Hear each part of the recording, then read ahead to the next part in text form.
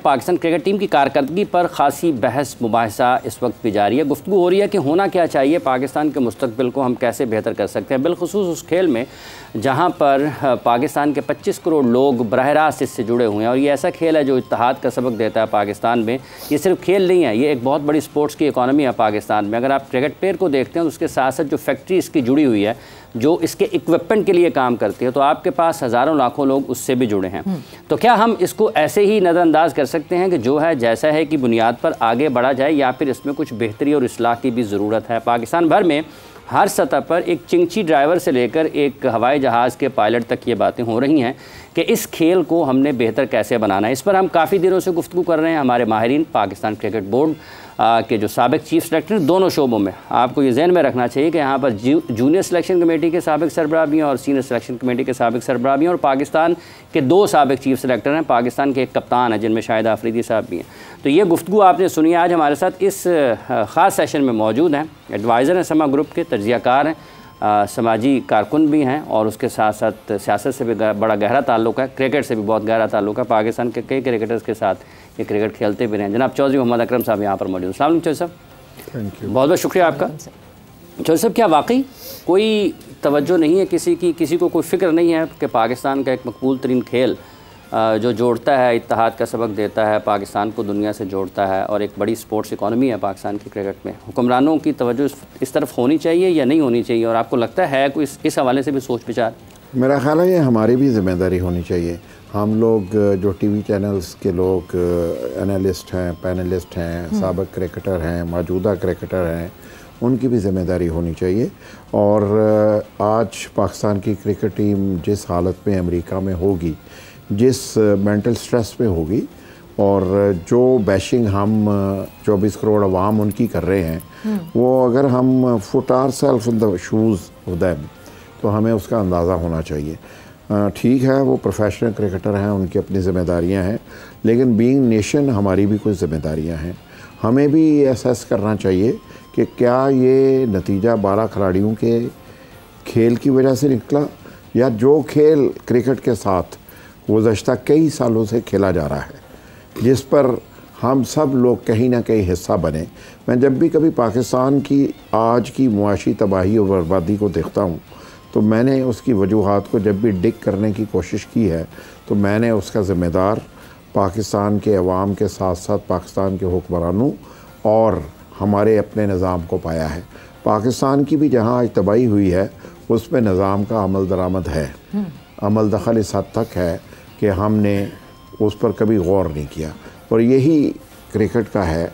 PCB के ऊपर आप ज़िम्मेदारी डाल दें, आज आप मोहसिन नकवी के ऊपर क्रिटिसिज्म शुरू कर दें, आज आप बाबर आज़म के ऊपर क्रिटिसिज्म शुरू कर दें, क्या आप या मुझे मेरे साबिक दोस्त जो हैं क्रिकेट के जो माहिरीन हैं, वो बता सकते हैं कि दूसरा बाबर आज़म पाकिस्तान के पास मौजूद है, दूसरा शाहीन शाह अफरीदी पाकिस्तान के पास मौजूद है, दूसरा पाकिस्तान के पास रज़वान मौजूद है, फ़ख्र ज़मान मौजूद है? अगर ऐसा नहीं है तो इसकी वजह तलाश करने की ज़रूरत है। कामयाबी, नाकामी, और कोई अच्छी इनिंग्स और कोई बुरी इनिंग्स, ये ज़िंदगी का हिस्सा होता है और होता रहता है। लेकिन हम जब इस टीम को भेज रहे थे, हम सबको पता था कि हमारा क्या हाल है, तो हमने कौम की जो उम्मीदें बंधाई, क्या हम उसके ज़िम्मेदार नहीं हैं?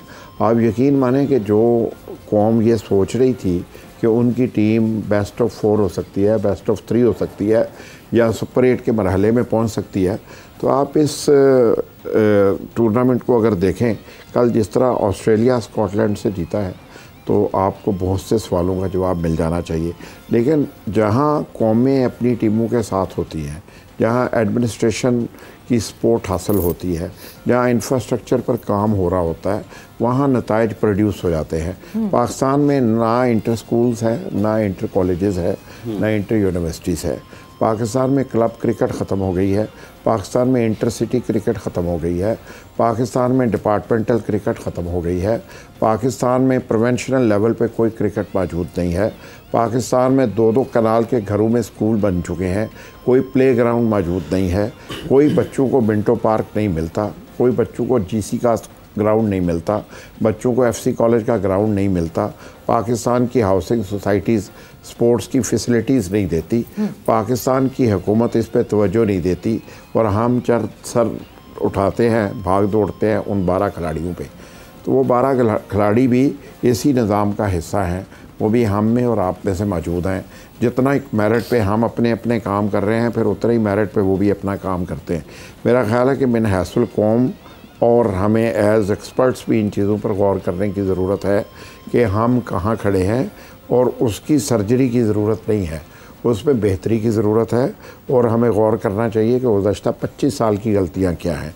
पाकिस्तान की क्रिकेट ने 25 साल एडिशनल आपको वर्कआउट करके दिया है, सिस्टम की नाकामी के बावजूद, क्रिकेट के पीसीबी के खिलवाड़ के बावजूद और खेल में मुकम्मल सियासत अरूज पे होने के बावजूद आपको पाकिस्तान के इसी लिमिटेड टैलेंट ने पाकिस्तान में बहुत इज़्ज़त दी है।